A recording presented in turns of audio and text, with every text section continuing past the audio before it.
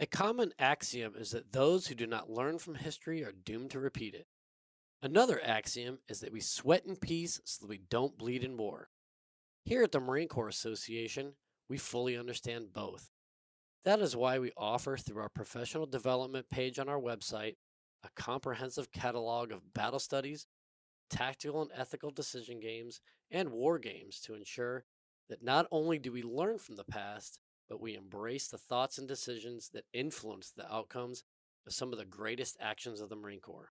We have tools and techniques that will enhance both unit training as well as enable comprehensive self study. Check out all that the Marine Corps Association has to offer on our website. Go to mca marines.org/professional development. That's mca marines.org/professional development and get your reps and sets in. Hey, Scuttlebutt listeners, thank you again for joining us. I am Vic. I'm here with Nancy. Hi, everyone. And we're really excited today to be welcoming Lieutenant Colonel Chris Jackson, USMC retired, current Warrior Path Program Director for Sheepdog IA.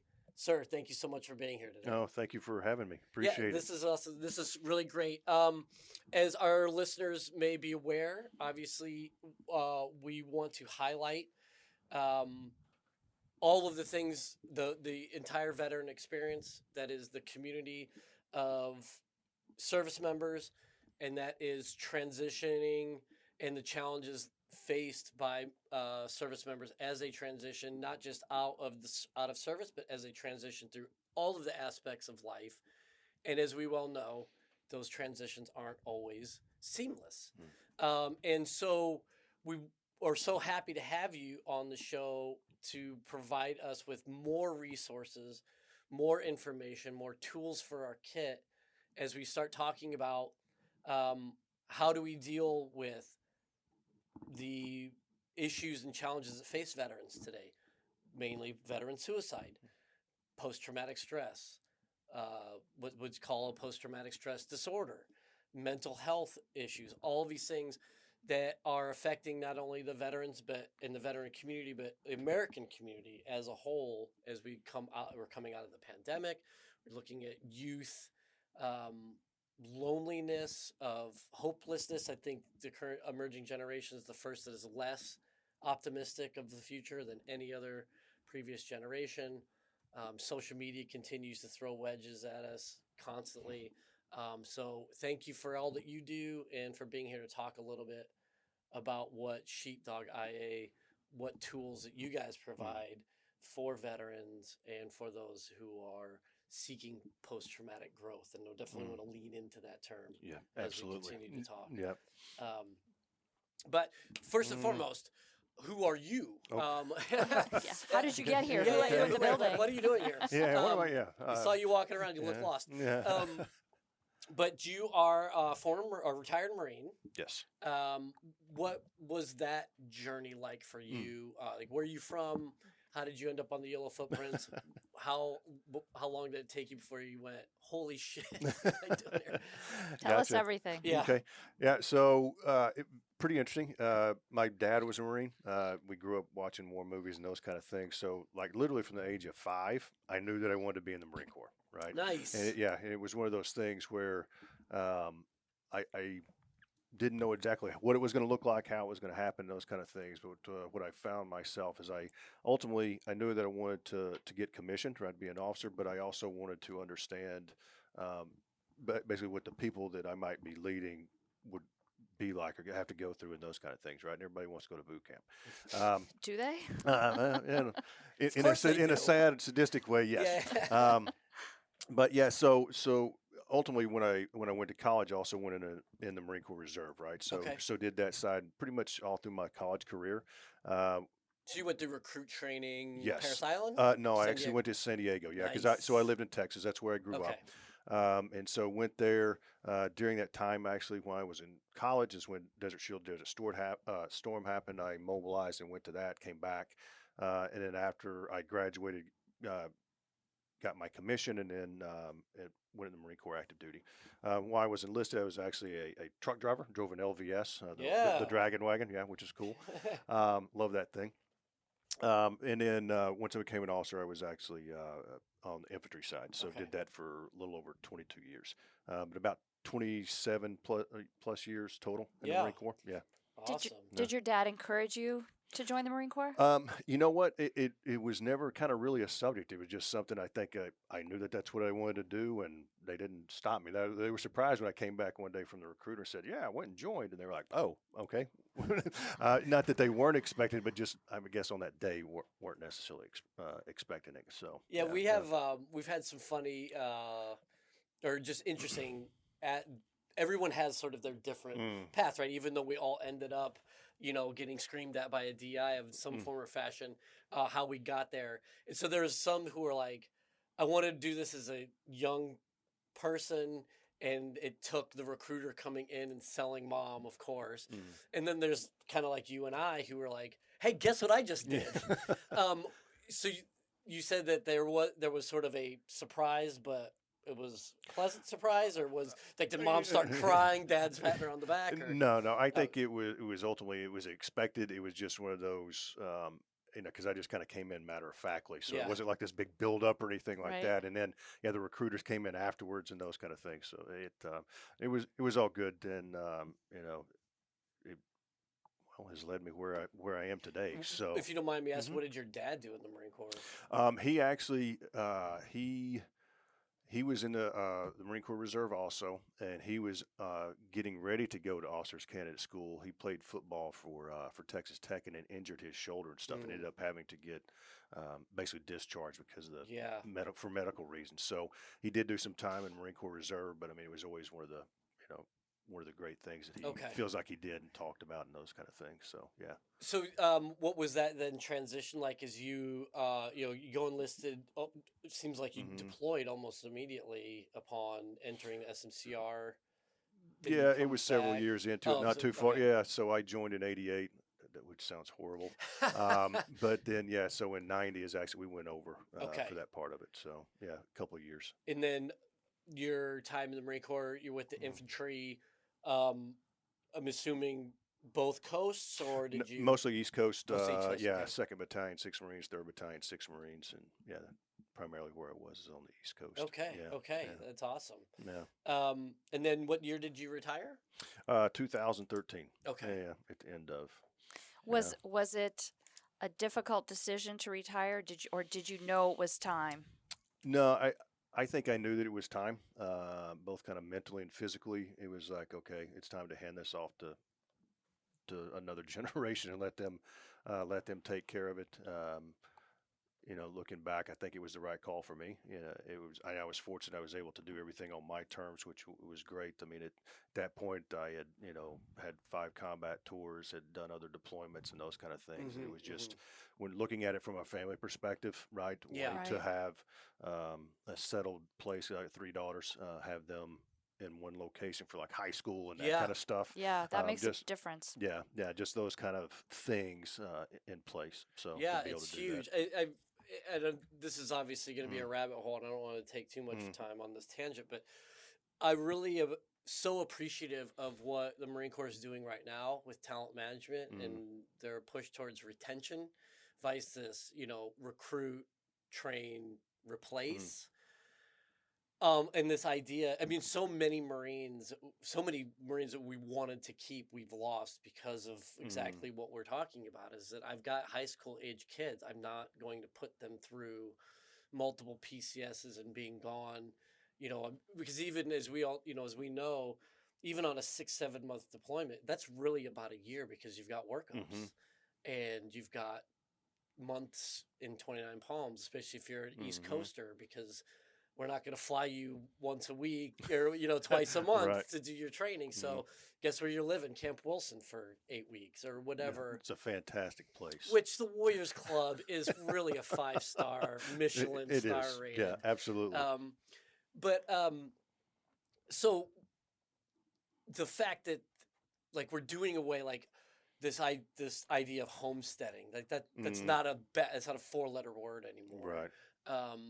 we are looking at ways to like, hey, if somebody wants to just defer for a year, that's not a P on their, their next look isn't the career killer, whatever. Right. So what are some of your thoughts as you were going through looking at like, man, this really needs to change, and now seeing kind of where the Marine Corps is headed? Yeah, I mean, I think it's good. I mean, I could, I guess, understand both sides of the story, but yeah, when you begin to look at it from a retention and longevity and those kind of things, the ability to have, your family stable longer, I think is fantastic. Just because I mean, the amount of turmoil that can cause, when your kids ultimately end Yes. up going to, 10 different schools over the course of however long, it just they don't get a choice, right? They Mm-hmm. didn't ask to serve. They're doing that because it's your job, and so being able to make things um, as easy and convenient as possible for them, I think is a good call, right? Yeah.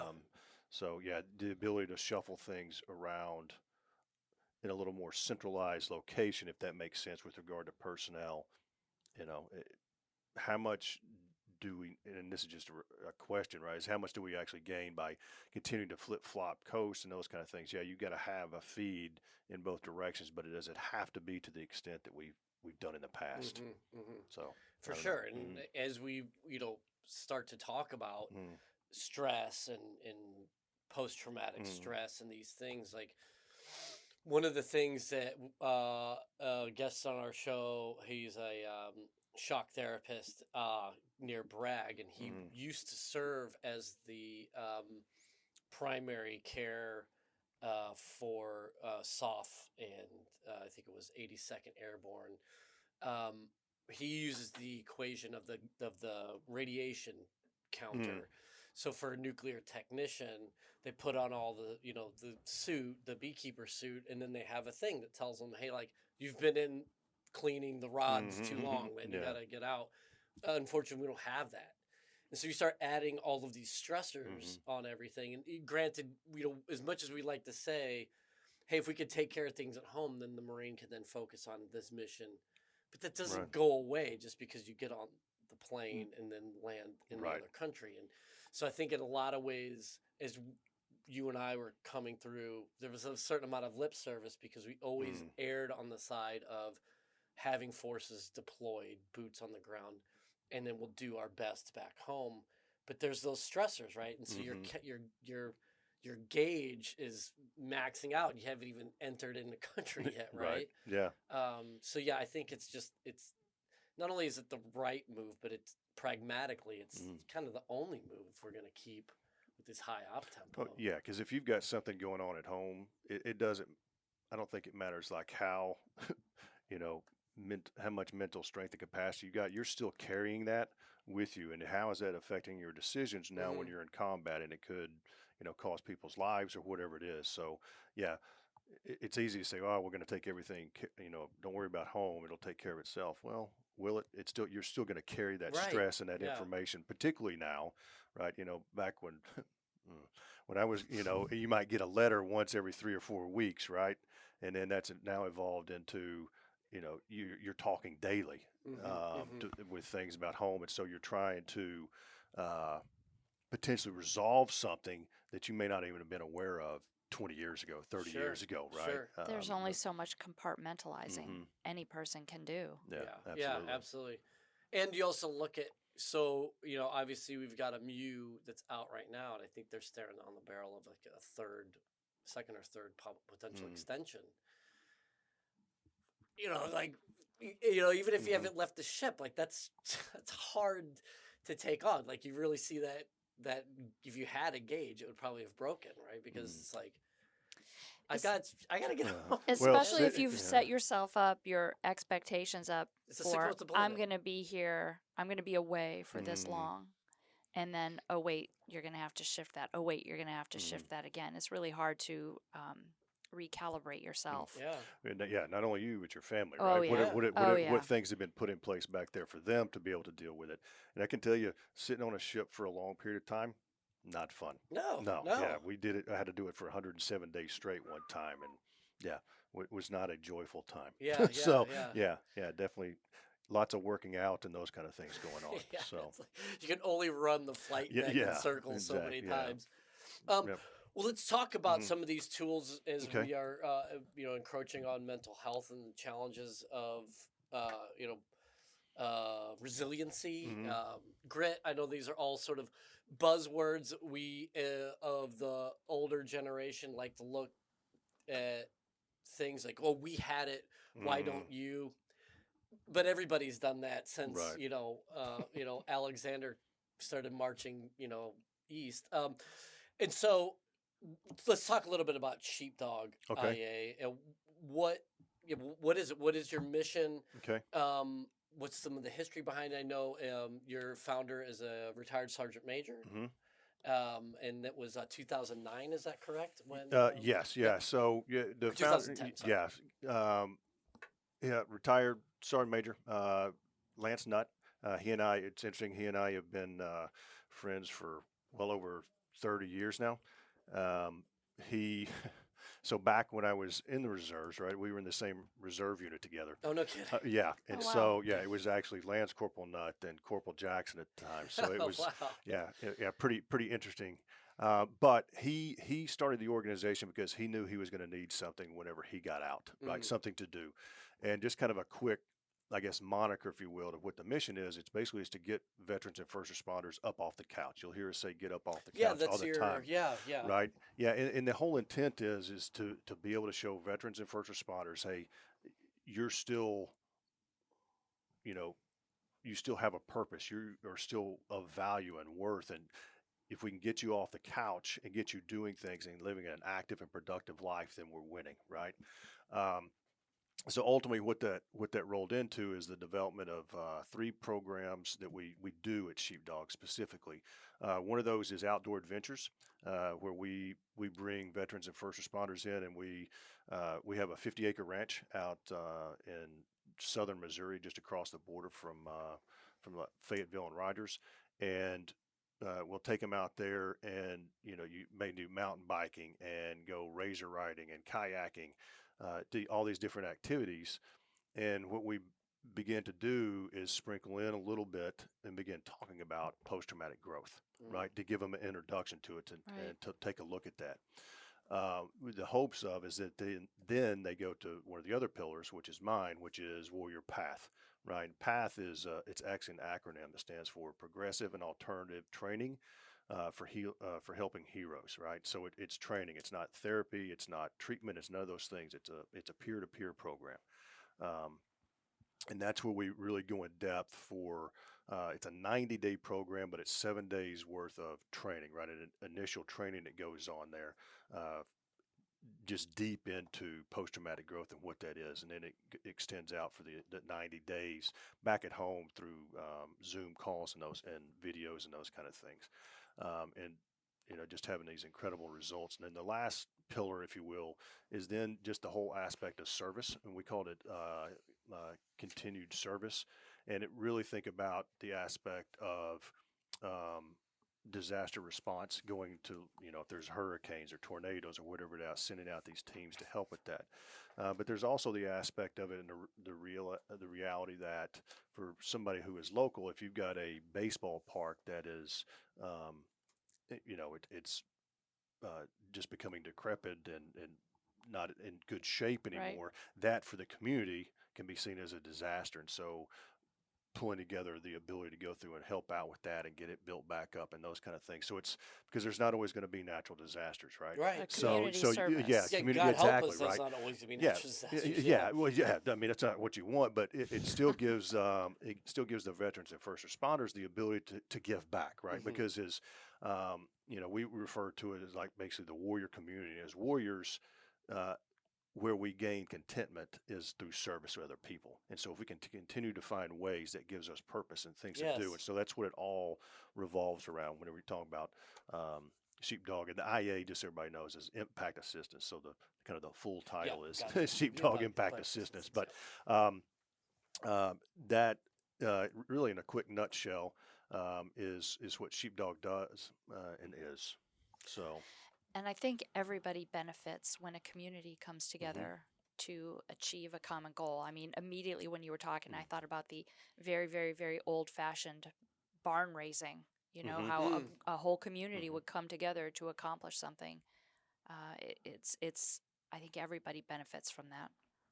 Yeah, absolutely. It does. It pulls people together to do those. And um, what's neat about Sheepdog, one of the things that I really like is we actually have representation across a lot of the states, and just through our ambassador program that's going in place. But we've got volunteers and members literally across the United States that help with that. So, if there is a disaster that happens someplace, we're able to reach out to them. They all are able to pull in and to do something, hopefully within that community, if it rises to the level that needs that kind of assistance. So, yeah. So as you were mentioning Hmm. your various Hmm. programs, just referring to your website, you guys have what you describe as the continuum of care, which sort Hmm. of so as you're talking about your programs Right. and we look at it as this continuum, is there an entry point and then you go through the whole thing, or can you just sort of come in and out? Like how? Right. Yeah. Yeah. How No. does No. that? No. Great question. And it's one of the great things that I love about our model is you can enter at any point. It Okay. doesn't matter, right? Somebody can apply to Warrior Path and they don't have to have done anything else. Somebody can go to an outdoor adventure Yeah. and Okay. they don't have to have done anything else. Same thing with the continued service or the disaster response stuff is you can enter anywhere, but what you're gonna hear about in all of those locations is depending on the the amount, Hmm. right? Hmm. But is something about post traumatic growth, Yeah. right? Because as a when you look at the base cause of the organization, it is to help stop veteran and first responder, from taking their lives, Yeah. and Yeah. that's how we go about our mission to do that. So, yeah. And Mm. so let's lean into that a Okay. little bit. It was a term that I wasn't really fully familiar with until we had spoke with Chip Reed. Hmm. He mentioned post traumatic growth fairly regularly. What is that? I know obviously Sure.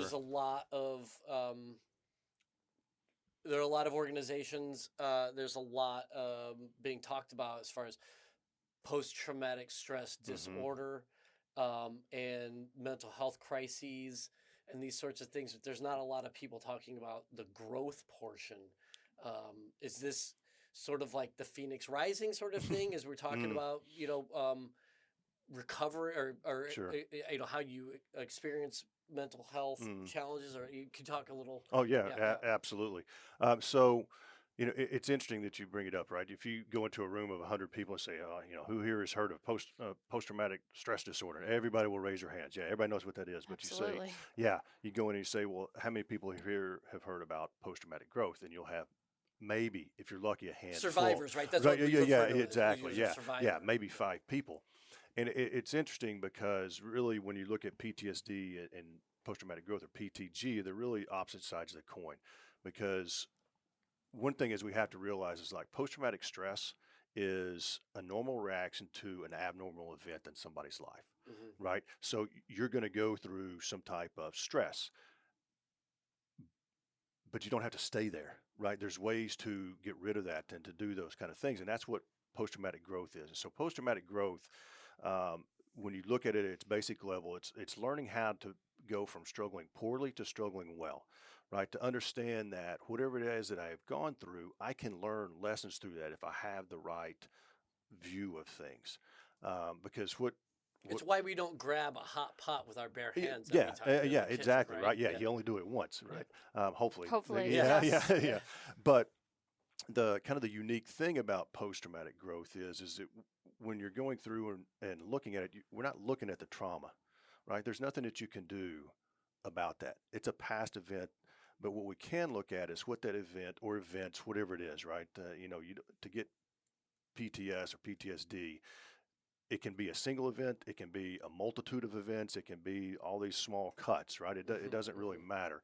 Um, but uh, is that it begins to alter how you view yourself, how you view others, and how you view your world, and how you see the world. And so that's where we look at. That's what we look at. That's how we begin to go through and go through the process because it can be taught. We've proven that now with over 10 years worth of courses and over 3,000 students at this point. That you can teach this and make the transformation with regard to that. And one of the things that we tell everybody from the very beginning is that it takes work, right? This is not, there's no magic pill that's going to take this away or anything like that. You have to go through, get the knowledge, understand what the practices are, right? And we use practices because when you look at a tool, right, you take a tool off the shelf whenever something's broke and you bring it down and you fix it and you put it back up there. You have to do practices is something you do on a regular reoccurring basis in order to build strength. Maintenance. Huh? Maintenance. Yeah, right. Or Maintenance, reps and or sets, yeah, yeah. you know, if you're going to go to the gym and you want to lift 400 pounds, you're not going to do it by going in there once, right? You have to build that up over time, and this is no different, right? Yeah, and if you do it once, if you stop, you ain't gonna do it again. Yeah, exactly. Yeah, you're gonna rip your shoulders out and everything Yeah. else. But so you have to put these things in place to begin to take that stress off, right? Take it off in layers and move that threshold, if you will, with regard to your stress down, and then continue to do it. I mean, I have the practices I use. I do virtually every day, and it's amazing the difference. I think because I went through path. A little over 3 years ago now, and I can tell you it is absolutely. I use life altering because everybody uses life changing all the time. It's kind of losing its meaning, but life altering in a very positive way. But there's work involved. It's not, you just can't sit here and it happen. You have to go through and implement these things within your life. And, you know, the changes that we see in people in just 7 days is pretty incredible. But, you know, there's an aspect, and we were talking a little bit earlier, and if I can talk about it in the from the viewpoint and why one of the reasons it's extremely has become actually even more important to me, if you will, and where this needs to go is I want to talk about my best friend real quick. All right. Okay. So my best friend, this is an individual that we went to OCS together.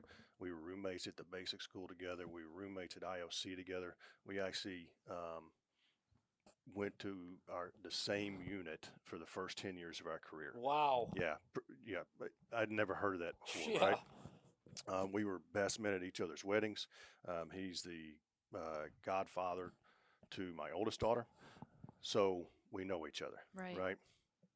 Well, I had the fortunate, well, I was able to retire him in July of last year after 30 years of service, right? He had a lot of deployments, a lot of stuff, a lot of stress going on.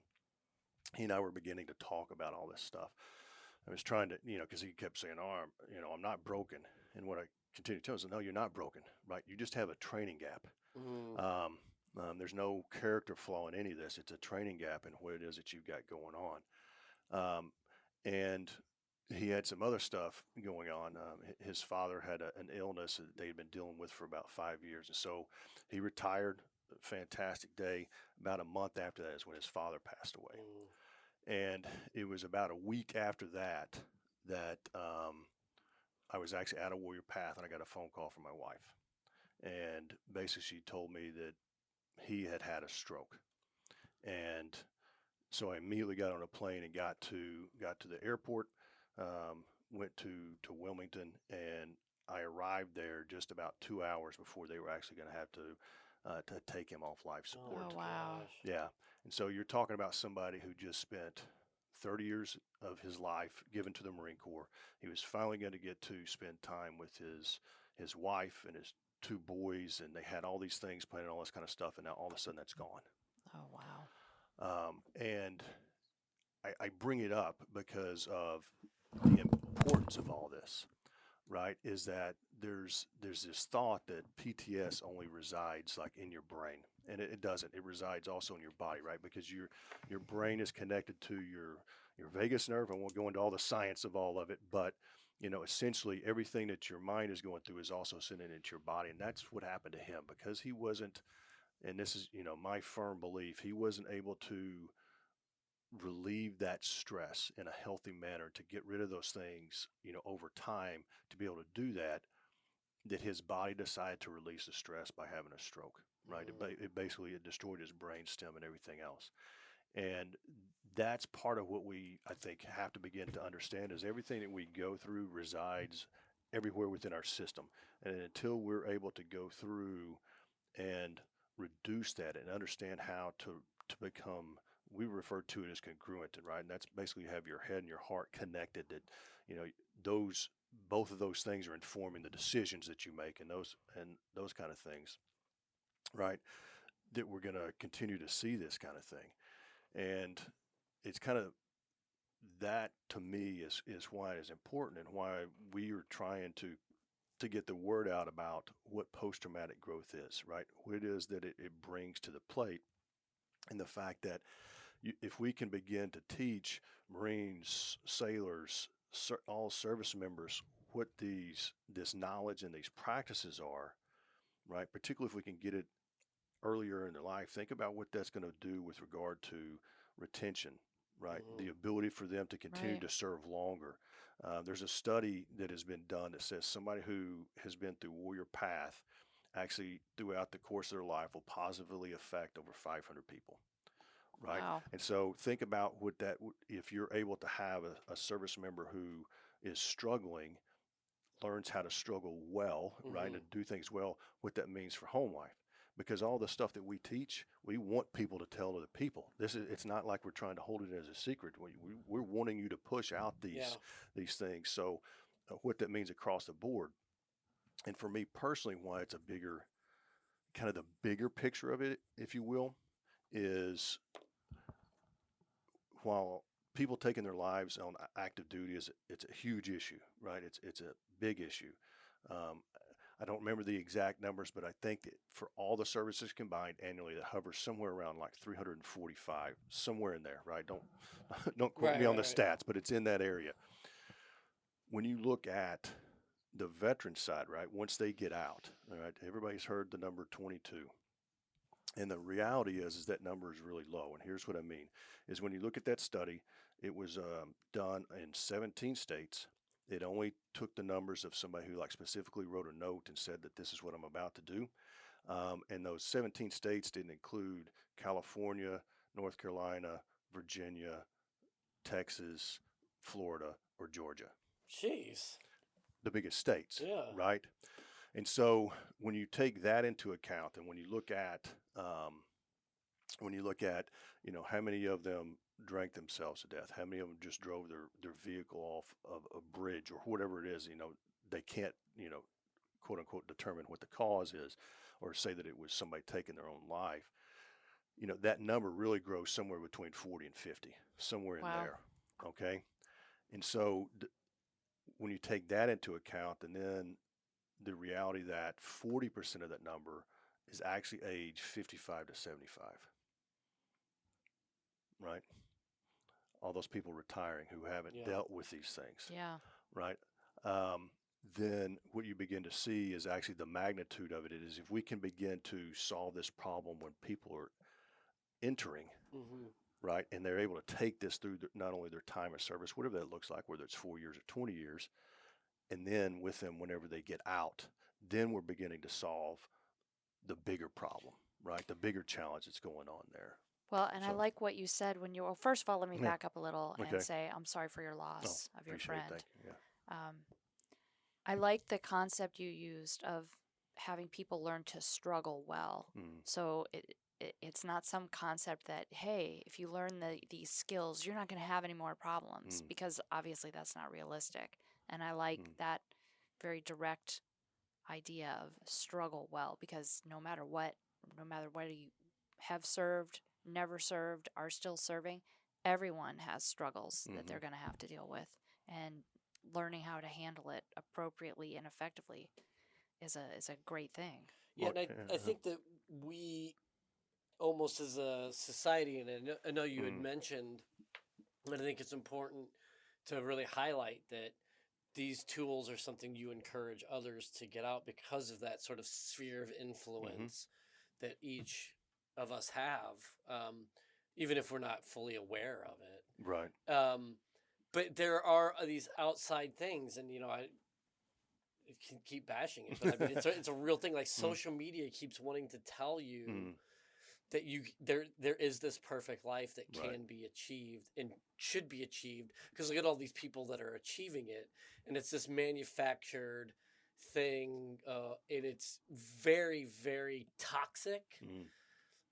But it's almost become it's a more of a feature than a bug of society now, especially for the emerging generations. Right.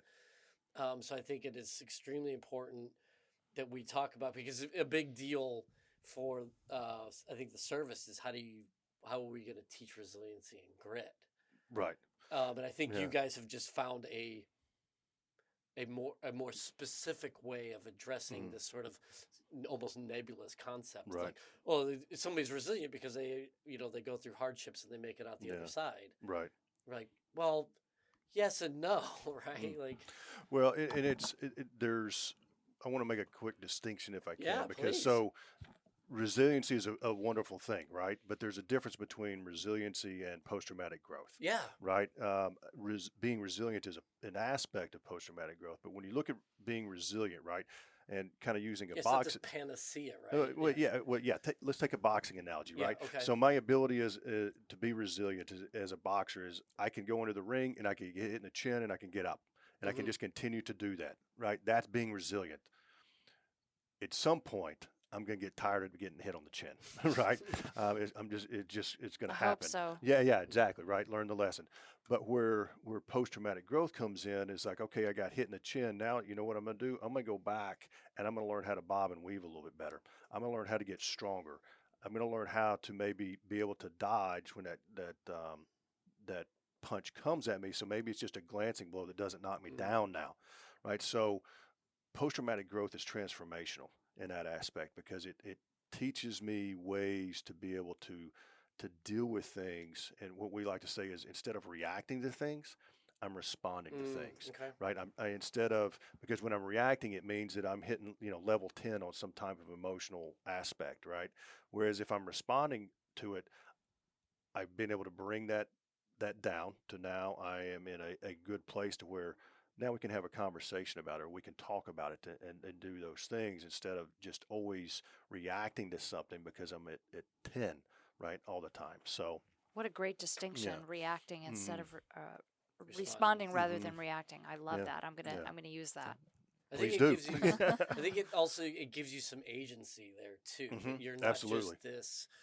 And we've talked about it on previous occasions, like this idea that I'm a victim or I'm a survivor, which there's nothing wrong with those things as being aspects, but when that becomes your identity, yes, I think it's almost it's counterproductive, right? Like there's no opportunities for growth. Yeah, and we have to be very, I'm glad you bring up the whole victimhood piece, right? Because there's a lot of people who bring on that, oh, I'm a victim because something happened to me, right? Which is really, everything is happening to me.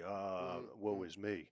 But if you can begin to switch that to, to your point, is we're always going to go through struggles, right? And if we know and understand that and change our perspective of what is it that I can learn from this struggle, right, on the outside of it, then I begin to get my warrior mentality back. Whereas it's not everything is happening to me, it's happening for me, so that I can learn and begin to do that. And it becomes understanding that I may get victimized, right? Something may happen to me, but that doesn't make me a victim. I'm the only person who can mentally make myself a victim. That's not what defines you. Right.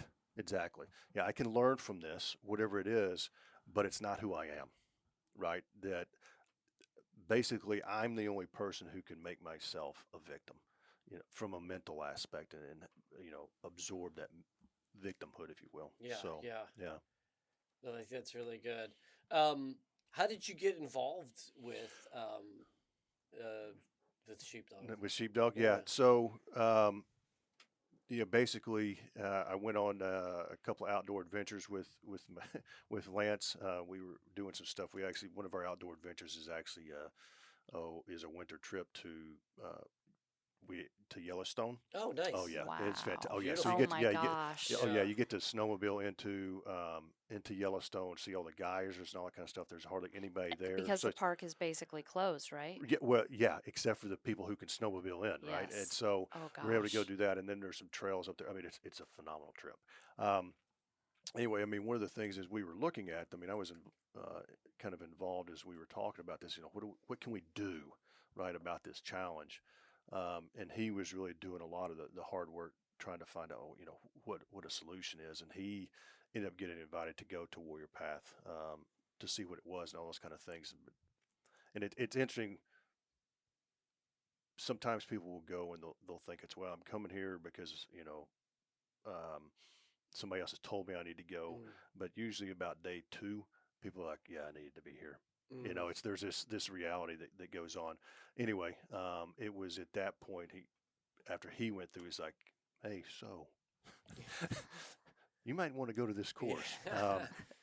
So ultimately I did, and after going through, he actually asked me to become the program director. Okay.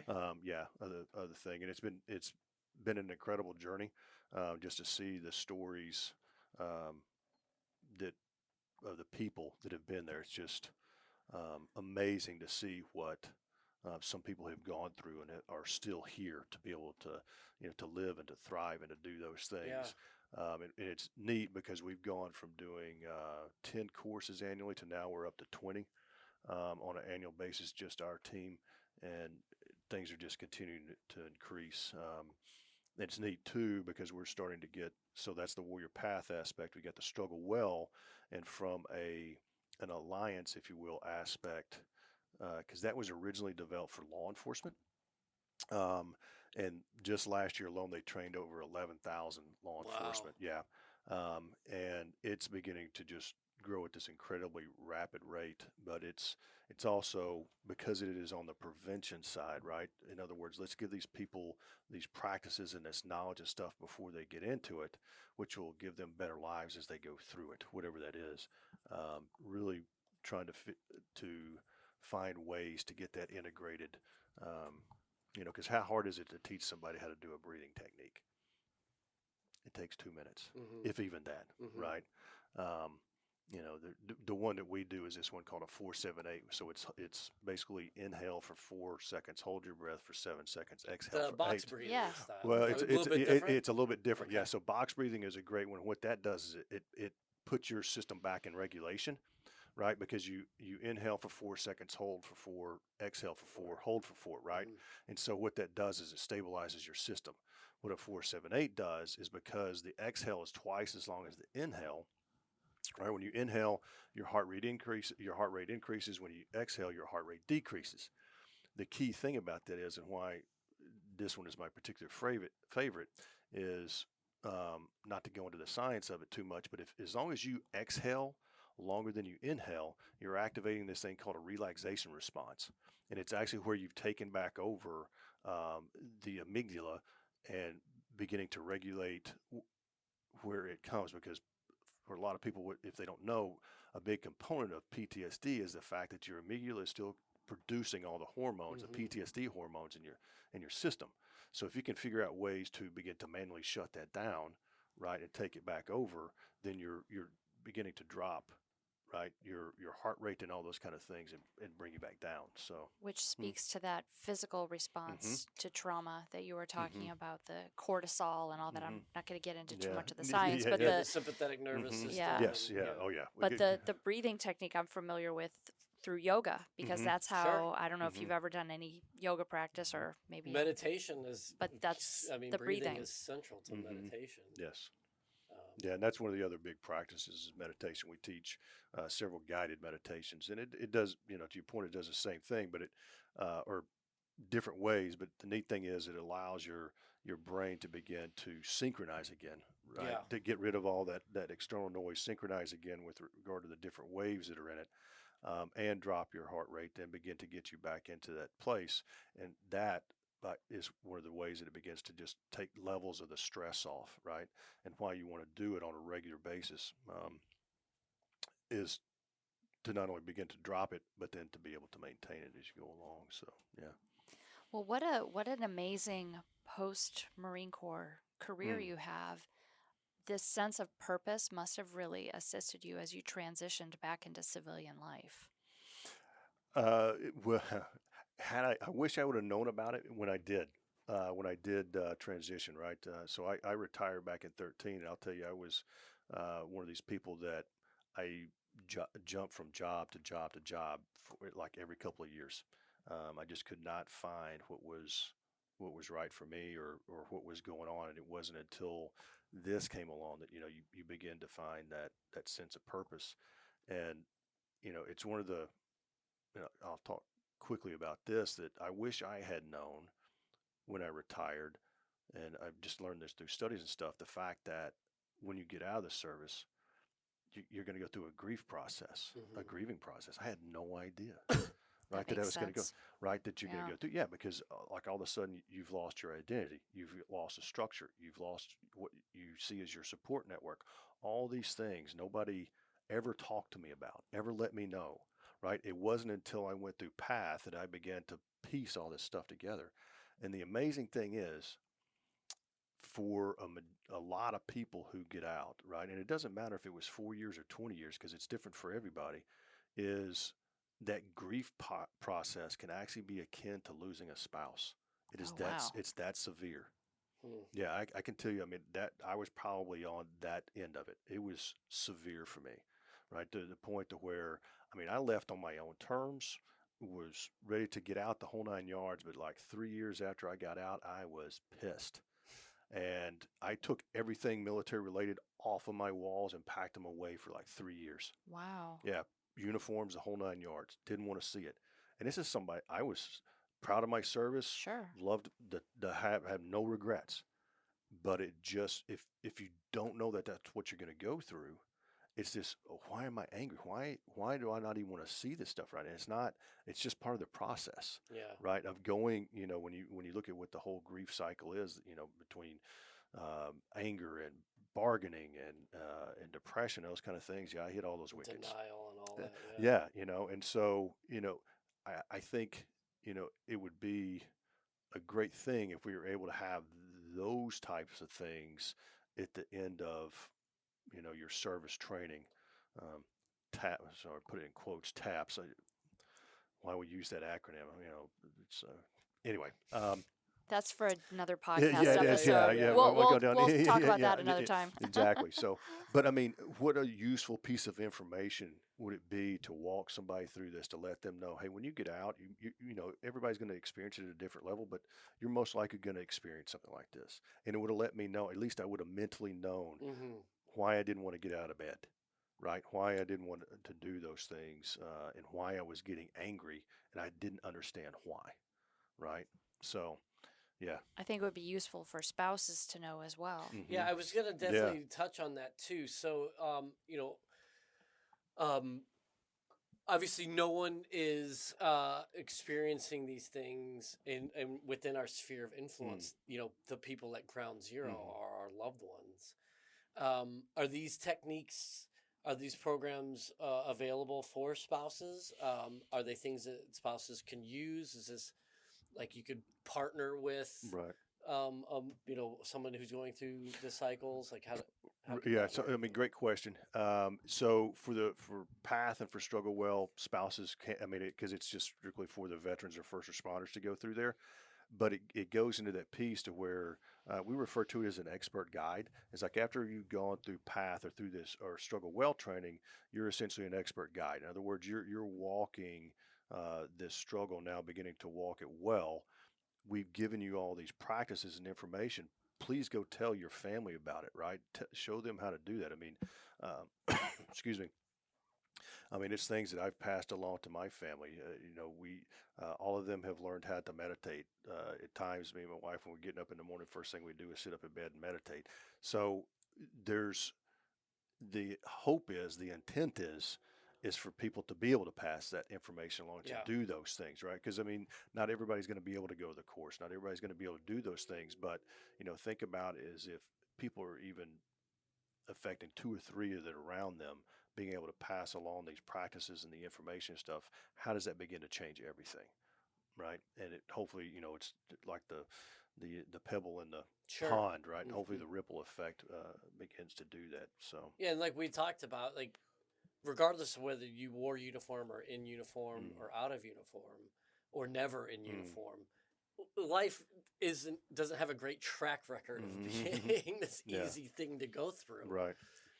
And so as we're talking about sort of your, you know, if we use I guess a bar analogy, Mm, I mean, some people come to it and a shot is all they need to mm, have. And some people, you're gonna need to open a tab, yeah. and that's sort of the same when it comes to dealing with stress and trauma.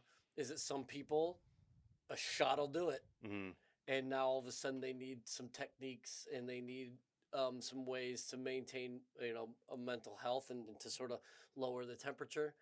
Other folks, uh, you know, open the tab, mm, because I've got a capacity that's sort of not you're measurable, right. right? Yeah, yeah. Because I mean, and that's one of the great things about post traumatic growth and what we're talking about, because it is about building strength and capacity, right? That mental strength and capacity. It's one of the things where I'm trying to look what I'm looking at is trying to capture it or begin to talk about it is in the aspect of mental fitness, Hmm. right? Building strength and capacity of your mental fitness.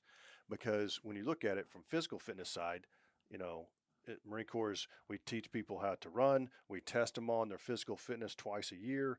They do unit PT. They do all this stuff, right? We have gyms for them. We have all these things in order to be able to build physical strength and capacity. But what are we doing For a to mental. train them on mental fitness and Hmm. its strength and capacity to be able to do that, right? And this is absolutely a way to do that and to go through it because, I mean, it's one of the things that needs to be done. There was this epiphany that I had not too long ago is that I think there's this idea, right? Now I know it was this way for me, is that when somebody gets out of boot camp or somebody gets out of OCS in the basic school, right? Those people coming into the service, coming in, they already have the mental strength and capacity to be able to do what we need them to do. Now they might have, and I don't think that's the truth, right? They have the skills, they have the ability to be basically trained Marines to do their job. But that doesn't necessarily mean that they have the mental strength and capacity to be able to do that, at least not be harmed by it in some, stressful manner, whatever it is. And so why wouldn't we want to invest that time in them to build their strength and capacity the same way that we do physical Right, fitness, right. you know? Yeah, it's So like, or like McMap, right? Like you do yeah, body yeah, hardening yeah, first, right off the bat. You got to yeah, do body hardening. yeah, exactly. Yeah. It's and when you look at it from the aspect of all these things that we're looking at. I mean, you were touching on all the 2030 stuff. Is if we're looking at environments where Marines and sailors are going to be going into austere environments, right? How many chaplains may go there, but how many MFLACs or Oscars or these Hmm. other Yeah. mental health professionals, how readily available are they going to be? How far forward are they going to be? Yet you're going to have people that are dealing with some tremendous stresses and challenges going on.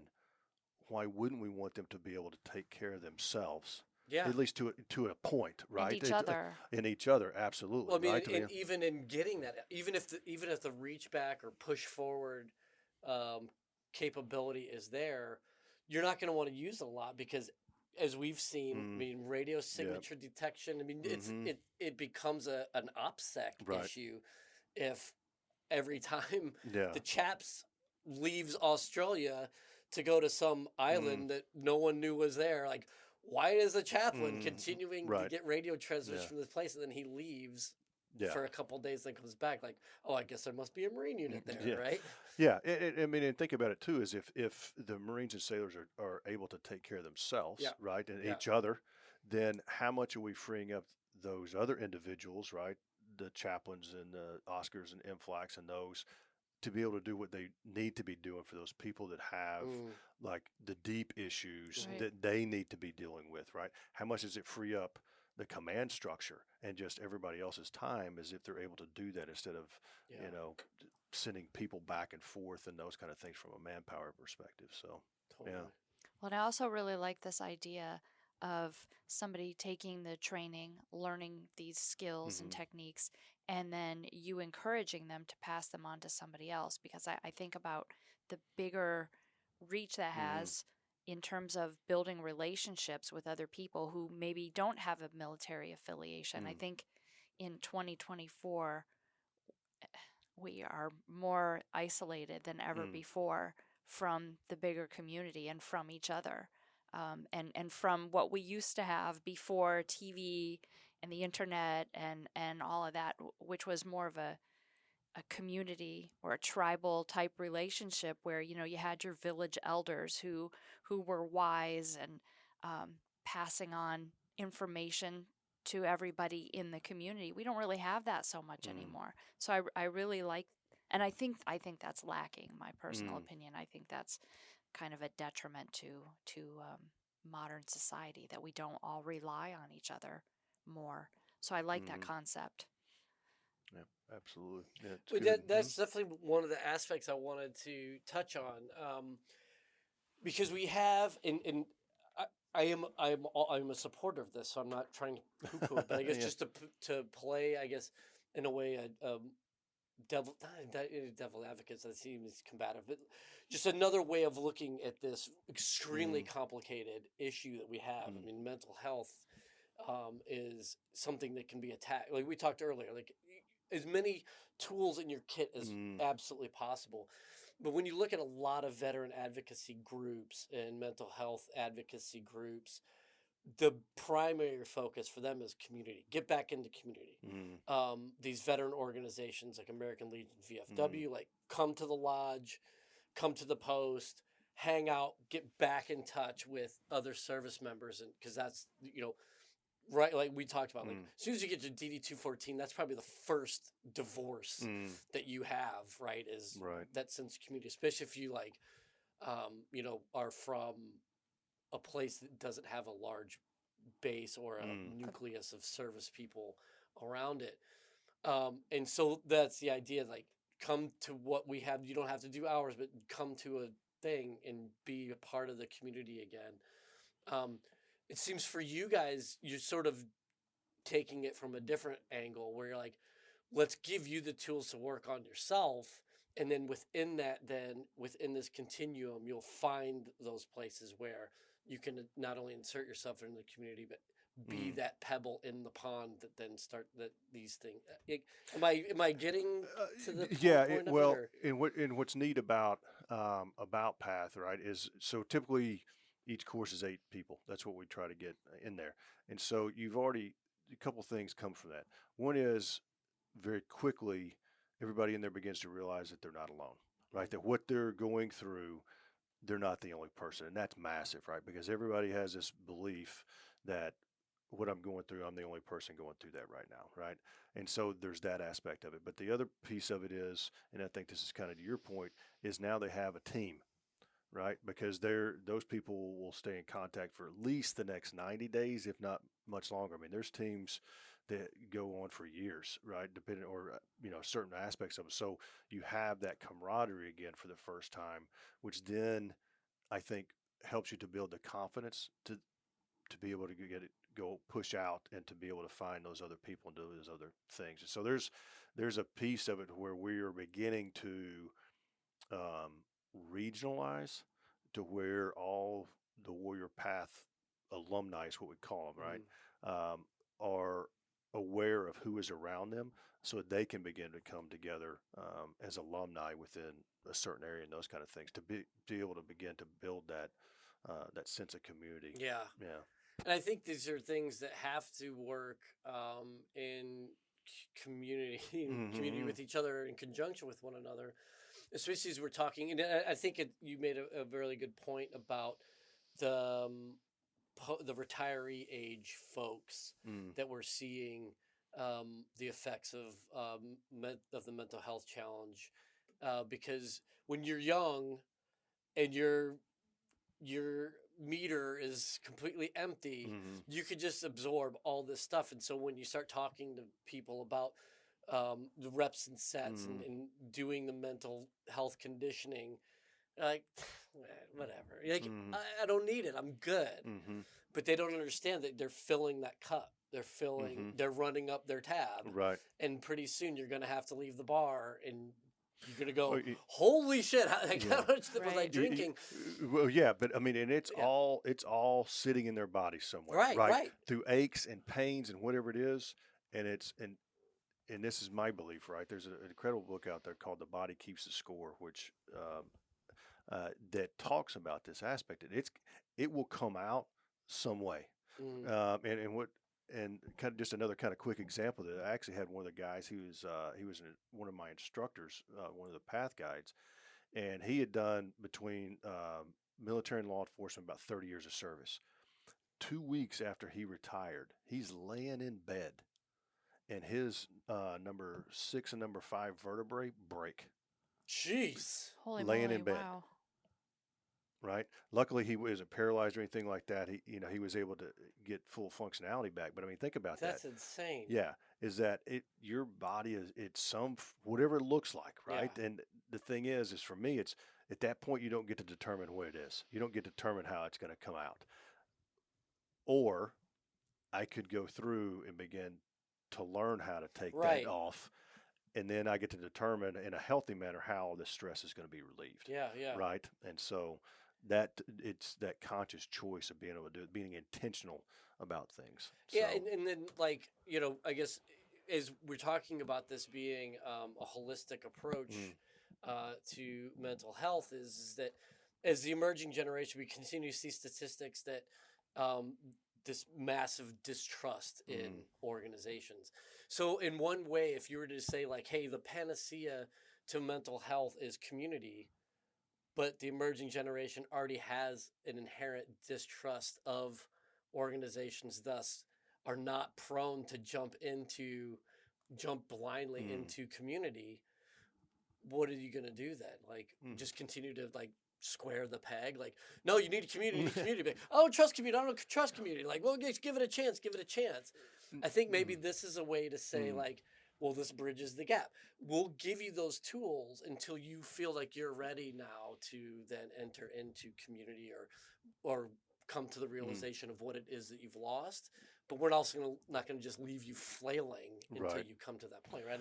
yeah. Well, I mean, I think one of the things we have to recognize is that we're relational beings, right? I mean, on some form or fashion, we're supposed to be Right. have Sure. relationships, I right, think with the people. pandemic showed us Yeah. that big time, right? Right. Well, it's one of the aspects of for people whenever they're suffering, right? Whenever they're dealing with trauma or struggling hard, right? They tend to isolate and to pull themselves away because they no longer feel worthy of being out there. I mean, it's actually kind of the example I use in Path for our warrior community is, everybody uses the term isolation, but I actually use self-exile. And I say that is because when you look at older cultures, when somebody did something bad, they basically they put them to death. Whenever they did something horrific, they actually exiled them because they wanted them to live with that thoughts, those things that they did for the rest of their lives, right? And you're no longer part of a country or whatever it is. And so as a community, whenever a lot of times either when we get out or whatever the situation is, we self-exile because we no longer feel like we're worthy to be part of that community. And so helping them to understand is that you are absolutely worthy of the community. Come back, right, and begin those relationships and stuff. And that it doesn't matter whether you're part of the warrior community, whether you're part of the civilian community, whatever it is. Knowing and understanding that you have worth and that you're valuable and you need to be here, right, and the ability to then be able to go relate with people to do those things. Sometimes it's small steps. Yeah, sure. Right. To be able to, in fact, it's almost always small steps. But what you'll see, I think, is the fog begins to go away, people are more willing to get out there and put themselves out. So I don't know if that necessarily answers your No, I questions or think not. that's But great. yeah. I think that's right. I mean, it would be wonderful if we had that panacea. They're like, "Hell, you're struggling with this and that. just go do this one thing, Mm. and it'll all be okay. And it's like, well, no, it is incremental. It's glacial at times. Yeah. And not always linear.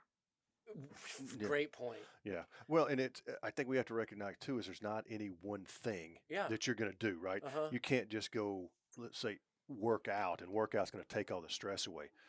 You got to find a myriad of things to be able to attack the problem, right? From working out to maybe it's a meditation or breathing techniques or learning. I mean, just being able to go read and to focus on reading and to do those things, or being grateful for something that day. Whatever it is. I mean, there's this whole range of things. I mean, even at the course, we tell, because we teach about 31 different practices. He's like, look, we're just introducing you to stuff. If you want to take these home and use them, that's fantastic. But the reality is that find 2, 3, or 4, begin to integrate them in your life that work for you. I don't care what they are, as long as they work for you, and it begins to get you down, that path of being able to struggle well. Absolutely. Yeah. Well, Chris, this has been awesome. Honestly, we could talk at length about this topic because one, it is so complicated, and I want to continue to highlight everyone that is taking nuanced approaches to this with sympathy and with experience, with wisdom. So thank you so much for sharing what you guys got going on at Sheepdog. Where can our listeners find you? Your website, sheepdogia.org. Correct. Right? Yep, that's it. Yep, that's where they can find us. Just make sure you make the distinction. You can actually type in like Sheepdog Impact Assistance, and it'll pull up. Within that website is actually the Warrior Path page, so it's within in that. But also, if you go in and you Google just Warrior Path, and it's with 2 H's, it'll put HH. Yep. It'll pull up, or one of the other sites will pull up too. And then I know I poo-pooed social media a lot here, but whatever, can we find you on the socials? Primarily on. Hypocrite. So I mean, the good thing, social media can be a fantastic thing. It's a right? tool. It is. Right. It's a tool, right? Understanding that you need to be intentional about how you use it, and not just continue to, I'm going to look at this stuff for the next 20 scroll. It at times it's hard to do because there's some funny stuff on there. But we are on both Facebook and Instagram. Okay, and LinkedIn. Is that at Sheepdog IA or how? We'll give it to me. We'll give put it to it in you the and show send it. description when we release it. Absolutely. And then you're on LinkedIn as well. I am. Correct? Yes. It's at just Chris Jackson. Yep. Okay. Awesome. Well, and I want to end on a high note. This is my favorite question. This is it. I always get to ask this question. Okay. What was your best day in the Marine Corps? Ooh. Best day in the Marine Corps. Wow. There were we a don't lot. we don't give you we don't set you up. For Yeah, this no stuff. kidding. Yeah. Or You may a best day. I'm sure there were many. A best Yeah. day, if you've got a lot to choose from. A best day was actually coming home from the invasion and getting to see my family. Nice. Yeah. Yeah. So all of them were there and got to see them all in one spot at one time. Yeah, that was Awesome. That's great. Well, thank you for sharing that with us. Absolutely. You bet. Yeah, and thank you for being here and taking the time. Thank to you talk for having about me. I everything. appreciate it. It's been fantastic. Yeah, it's been great. Thank you. The Marine Corps requires leaders of all ranks to have a deep understanding of war and the employment of force. MCDP 1 reminds Marines that the military profession is a thinking profession. Every Marine is expected to be a student of the art and science of war. It goes on to say that every Marine has an individual responsibility to study the profession of arms. Self-directed study in the art and science of war is at least equal in importance to maintaining physical condition and should receive at least equal time. The Marine Corps Association understands the critical importance of ensuring that Marines are as mentally ready for combat as they are physically ready. That is why we offer an entire page dedicated to wargaming on our website. We have recommendations for both tabletop board games as well as computer games. And for Marine Corps Association members, there is a discount code for Wargame Design Studios that you can find on the website. Wargames are a great way to immerse yourself in history and to put yourself in the shoes of the great leaders of history. Go beyond guided instruction and experience the thrill of wargaming. Check us out at mca-marines.org/decision-making-exercises/wargaming-2. That's mca-marines.org/decision-making-exercises/wargaming-2. Take your training to the next level. Scuttlebutt is a production of the Marine Corps Association. You have heard the voices or contributions from Major Vic Rubel, USMC retired, Nancy Litchman, and/or William Trudy, and Lieutenant Colonel Chris Jackson, USMC retired. Ty Frazier is the editor, sound engineer, and technical producer. The Marine Corps Association is not an agency of the U.S. government. The opinions expressed in this episode are the personal views of the participants and do not reflect the official position of the United States Marine Corps, the Department of Defense, or the Marine Corps Association.